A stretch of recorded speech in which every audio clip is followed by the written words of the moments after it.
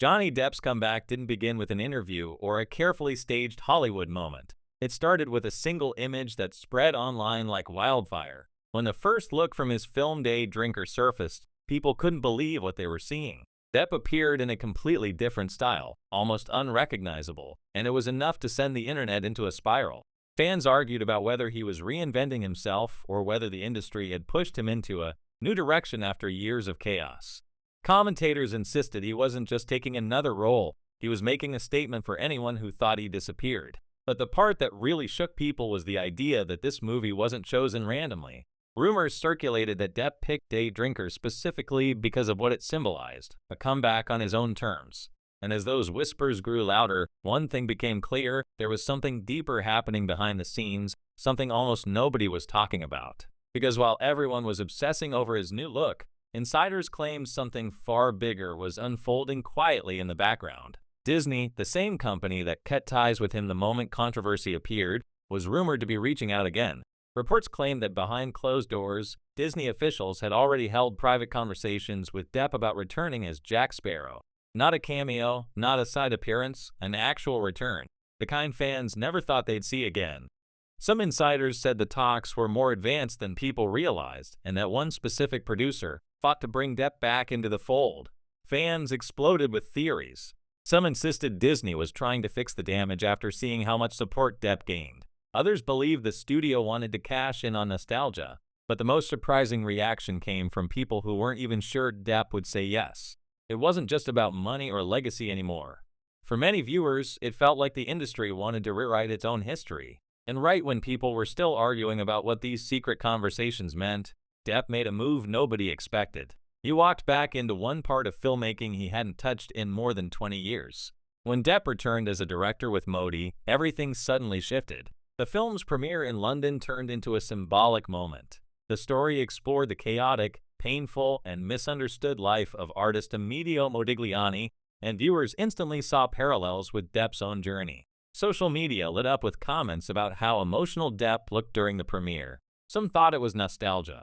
Others felt he was carrying years of battles on his shoulders.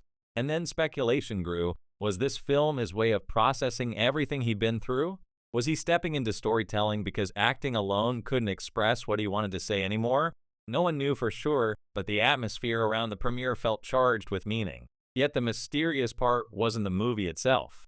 It was what happened right after. Out of nowhere, Depp published a message to fans that created instant panic. He warned them that scammers had been pretending to be him online, using AI-generated voices and even video calls to trick people.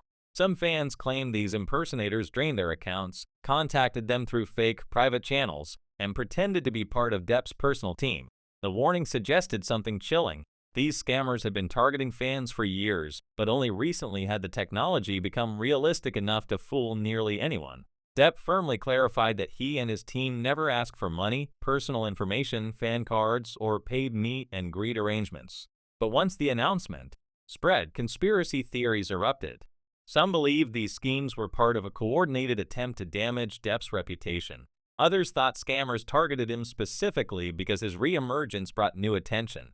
Whatever the truth was, the warning left fans shaken.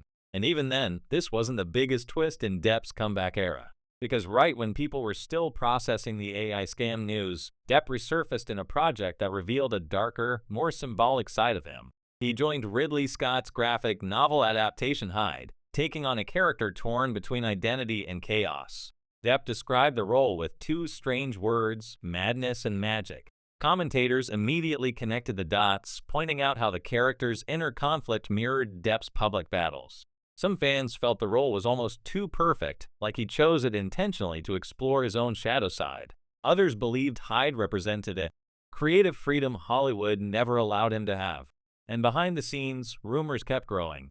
Some insiders claimed Depp pushed for this project because he wanted to release something raw, something unfiltered, something that let him express the darker parts of his creativity without the weight of traditional movie studios limiting him. Whether that was true or not, Hyde added a new layer of mystery to his comeback. And then, out of nowhere again, another unexpected appearance set the internet buzzing. Depp showed up at Paris Fashion Week after years away. Fans around the world were stunned by how different he looked. Some praised the transformation as confidence returning. Others analyzed every detail, from his vintage clothing to his tired eyes, creating theories about his health and emotional state. Fashion insiders whispered that this wasn't just a random pop-up. They were reportedly pushed for this appearance because they wanted to reset Depp's public image in a more polished light. Some believe the fashion world was trying to position him as a symbol of artistic rebellion rather than controversy. Others thought the event marked the moment brands decided it was safe to reassociate with him. But what almost nobody noticed was how calculated this timing felt. His comeback projects were starting to stack up, one after another, with barely a pause. And the next announcement made things even more intriguing. Depp joined a new adaptation titled Ebenezer, A Christmas Carol. Not the lighthearted version most people remember, but a darker, more psychological take led by director T. West.